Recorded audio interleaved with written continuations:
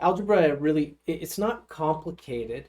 It's just things have to be done in a certain order. So once you learn that order, then the algebra itself, the math itself, is not that complicated. Now, mind you, you can get into some very complex formulas, but for what we're going to be doing, especially in our career, they're not going to be so complicated that we can't figure things out. So the first thing that we're going to talk about with regards to algebra is symbolism. So there's two types of numbers that we use in algebra. Okay, so there are arithmetic numbers, right, which is our typical numbers, right? 1, 14, 200, 1/2, 0.64, right? So these are arithmetic numbers that we will use in algebra. But what we're also going to use is what's called literal numbers. Now, it can be a little bit confusing because you might say, well, these are literal numbers, right? These are arithmetic numbers, okay? Literal numbers are what we substitute, right? A, B, C, D, X, right, etc. Right? So these are our literal numbers. But to avoid confusion, we're going to call them our variables, okay? Because really, a lot of times you're going to hear that term used even more, okay? Even though the proper description of these numbers are literal numbers, we describe them more often than not as variables, right? So that would be the unknown information in our equations. So depending on how we use these variables, these literal numbers or these variables, they can represent particular arithmetic numbers. They can represent a wide variety of numerical values, and they can also represent all of the numerical values in an equation, right? So we can have something like A plus B minus C times Y, right? So they can actually represent all of the numbers, all of the numerical values in our formula. Okay, just take note of this here. Notice how when I wrote this out, I put C and I said times Y, and we put the Y in brackets. We don't want to do this, and right away you can see why, right? Because we use the variable X in our algebraic expressions. So this actually looks like A plus B minus C times X times Y. Right? So we don't use the X as a multiplying symbol in algebra.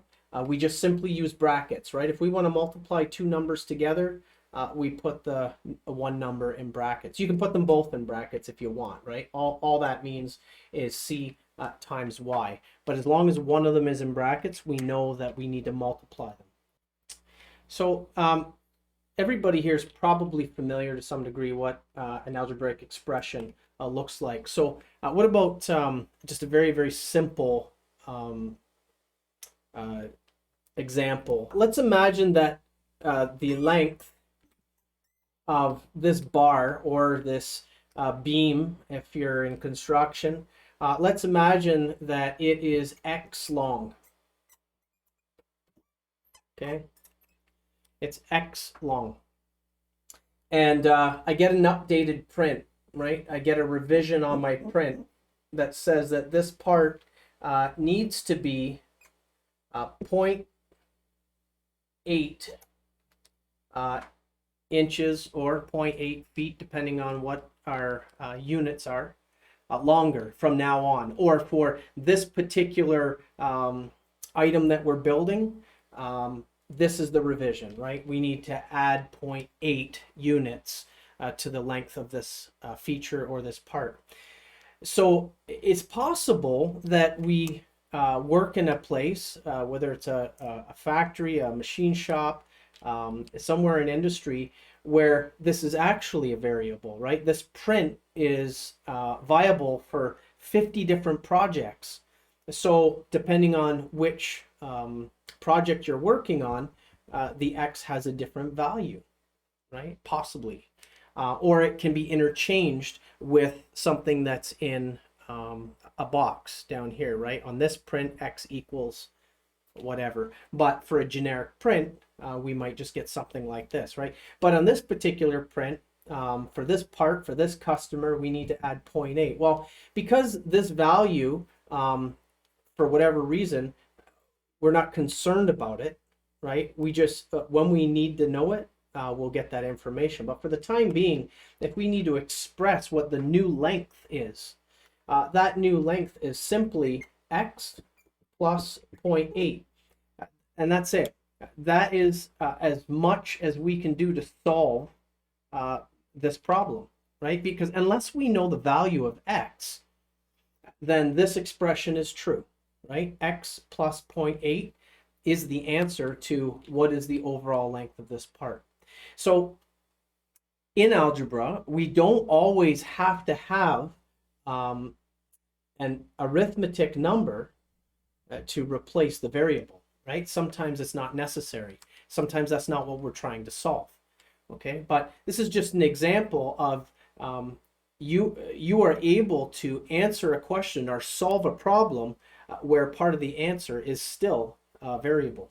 Jules' machine can make X number of parts, and her new machine can make those parts 5 times faster. What is the algebraic expression, right? How do we describe that in algebra, right? So simply, it's this, right? So she can make, let's say her parts per hour are L. Okay, her machine can produce L number of parts per hour.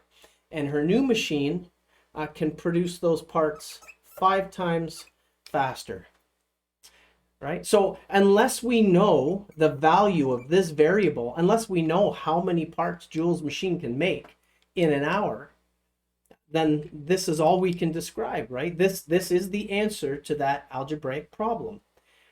Her machine can produce L number of parts per hour, and the new machine can produce L number of parts per hour times 5.